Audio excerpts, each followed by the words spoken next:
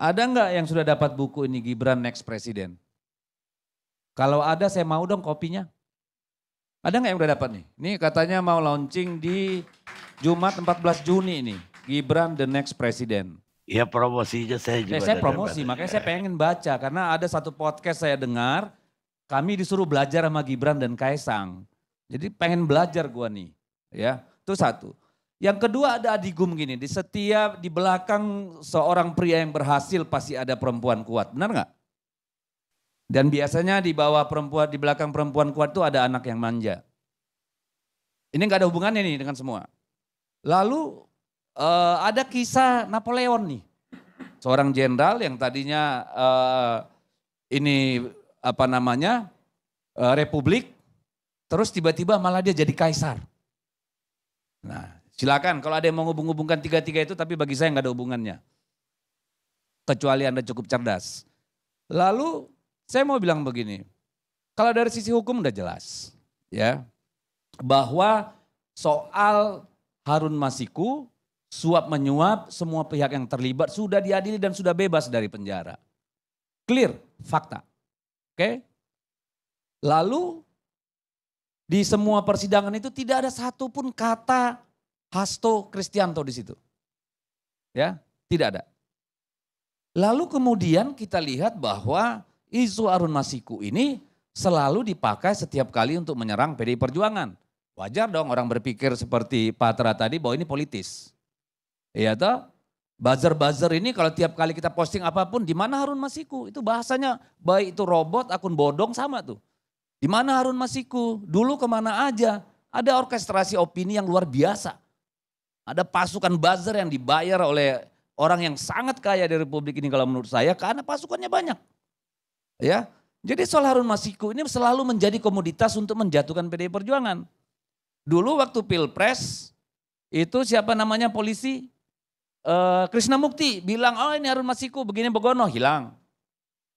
Oke. Kemarin Mas Hasto itu dipanggil karena katanya ditemukan bukti-bukti baru terkait keberadaan Harun Masiku. Lalu kemarin Alex Purwata ya namanya. Parwata bilang sudah diketahui di Jakarta, tinggal nangkap. Mantap. Tadi pagi dia rombak pernyataannya. Oh enggak benar, saya berharap. Terus sewaktu Mas Hasto itu dipanggil ke KPK, enggak ditanya. Enggak dikasih tahu apa bukti barunya. Lalu ini apa? Dagelan? Atau proses hukum? Saya kasihan sama KPK. KPK sedang menunjukkan inkompetensinya. Karena yang pantas untuk dipertanyakan kemampuannya melaksanakan penegakan hukumnya KPK. 4 tahun tidak berhasil menangkap Harun Masiku. Tapi masih dipakai untuk berdansa. Ini pasti bukan agenda KPK kalau menurut saya. Bukan agenda KPK. Enggak mungkinlah KPK mau mempermalukan dirinya. Menunjukkan mereka tidak mampu mencari seorang warga negara. Yang seorang komisionernya bilang sudah diketahui di Jakarta. Yang seorang polisi berpangkat Brigjen, Maijen bilang sudah. Irjen. Ya, Brigjen. Irjen. Nah, apalagi nih barang ini. Jadi kalau ada orang berargumentasi bahwa ini persoalan hukum, yes, saya tidak berbeda pendapat. Jelas dan terang ya bahwa ini kasus adalah komoditas politik. Dan bahwa ini bukan agenda KPK.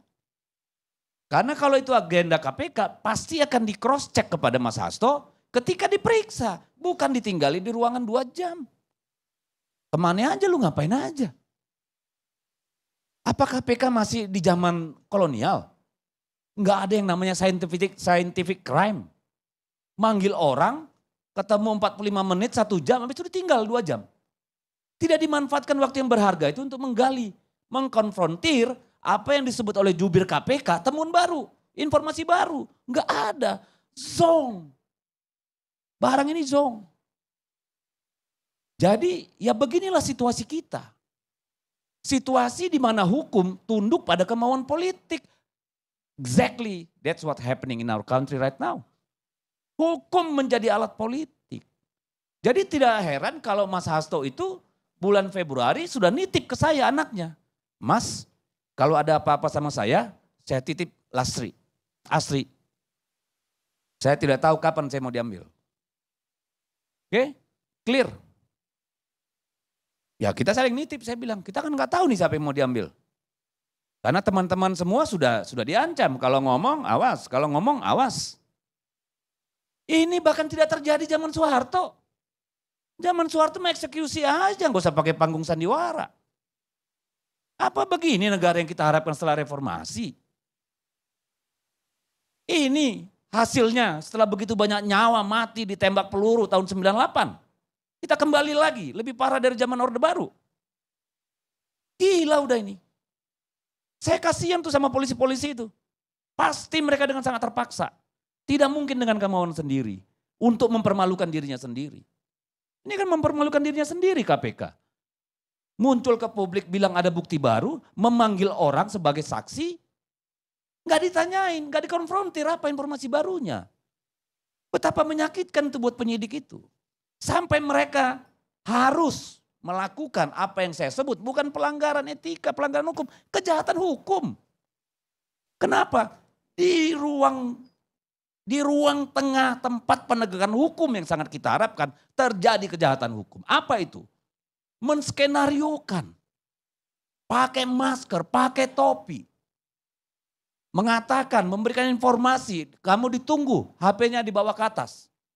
Lalu diperiksa, digeledah, diambil semua. Ini apa? Pelanggaran itu bisa ketidaksengajaan, ada derajatnya. Ini sudah diskenariokan dengan menyamar, pakai masker segala macam. Ini berlebihan. Kasihan saya lihat orang KPK. Sebenarnya mereka pasti malu sendiri. Saya percaya. Pasti nurani mereka itu juga terganggu. Tapi karena ini bukan agenda mereka yang harus dijalankan, ya namanya prajurit silakan. Ya begitulah. Nah apakah ini ada hubungannya dengan Harun Masiku? Harun Masiku itu masa lalu. Apa yang terjadi di KPK, apa yang terjadi pada Mas Hasto, ini urusan masa depan. Ini bagian dari operasi politik untuk masa depan. Bukan masalah Harun Masiku, Pak. Enggak. Ini skenario politik besar yang dirancang seorang dalang untuk memuluskan agenda-agenda di depan. Karena dia sudah menyiapkan strategi kuda Troya ke PDI Perjuangan dalam rangka Kongres 2025. Ngerti kita, jangan dikira terlalu pintar. Cuma nekat aja. Ngerti kita. Jadi kalau ada yang bilang ini masalah hukum, omong kosong. Omong kosong. Karena kalau ini urusan hukum terkait dengan Harun Masiku, kemarin waktu 4 jam di KPK seharusnya sudah lebih dari cukup untuk KPK menentukan, mengklarifikasi semua persoalan-persoalan yang disangkakan kepada Mas Hasto Kristianto. Tapi kan tidak terjadi. Yang terjadi itu tadi, sandiwara Korea. Ya, nyamar, dipanggil Bapak, nih bawa ke atas semua. Masya Allah, saksinya ada di ruangan KPK, tinggal bilang HP Anda di mana, ada pada staf. Oke tolong dipanggil stafnya, dibawa, dibuka bersama. Kenapa mesti di gedung KPK kayak begitu? Saya kasihan sama insan-insan KPK ini. Mereka pun pasti sudah kesulitan merumuskan apa yang benar, apa yang salah. Sudah hilang. Dan wajar kalau kita semua takut. Ini bisa menimpa siapapun. Karena ini pasti akan menjadi jurisprudensi. Apa yang terjadi pada hari ini akan terulang, sejarah selalu berulang. Besok-besok mungkin giliran Adi Armando yang diperlakukan seperti itu. Mungkin 5 tahun lagi Kodari, nggak tahu kita. Karena adanya ketidakpastian. Karena hukum bukan lagi alat yang netral di depan kekuasaan. Ini kan bisa menimpa siapa saja. Saya saja anggota DPR dilakukan begitu. Tanpa perintah surat ke presiden saya bersedia dipanggil Polda berkali-kali untuk urusan yang gak masuk akal. Dan saya datangin itu, saya hadapi. Gak perlu surat presiden, saya datang klarifikasi. Jadi kalau sekarang banyak yang bilang, oh tinggal nunggu rompe orangnya. Kalau sekjen emang kenapa? Benar apa yang dibilang Patra. Belum giliran lu yang kena. Nanti kalau Anda sudah kena baru tahu rasa. Bagaimana sakitnya itu. Itu luar biasa. Trauma psikologis yang ditimbulkan itu luar biasa. Dan tekanan itu sekarang pada politisi-politisi PDI Perjuangan luar biasa. Saya yakin nih semua orang PDI ini sakit asam lambung nih. Gimana gak sakit asam lambung? Apa yang gak bisa lu jadi perkara hukum? Lu main mata sama cewek aja bisa diadukan perbuatan tidak menyenangkan. Benar gak? Apa yang gak bisa dimain-mainkan sama mereka? Saya kasih tadi contoh yang es krim. Supaya jangan terlalu tegang. Karena ketegangan ini hanya menguntungkan segelintir orang, para konsultan. Ya. Ini yang sering jadi masalah kita. Kita sedang membangun peradaban politik di negara ini. Hari ini yang kita dapat adalah kita setback ke belakang. Ini poco-poco ini barang. Ini barang poco-poco. Kita berhasil membangun ribuan kilometer jalan tol, tapi kita gagal membangun peradaban hukum. Tidak berangkat sejengkal pun kita mundur ke belakang. Itu yang terjadi pada negara kita ini sekarang. Mau diakui atau tidak? Anda berani atau tidak? Itu aja kok. Kalau Anda mampu menyimpan hati nurani Anda, akal sehat Anda, taruh di lubang kaku sana, besok diambil lagi, pasti Anda merasa nggak ada masalah Republik ini. Bagi saya ini masalah besar. Bukan karena sekjen, tapi saya melihat hukum tidak berjalan pada tempatnya lagi. Sudah tidak lagi. Dan ini sangat mengerikan untuk siapapun. Terima kasih Bang Karni.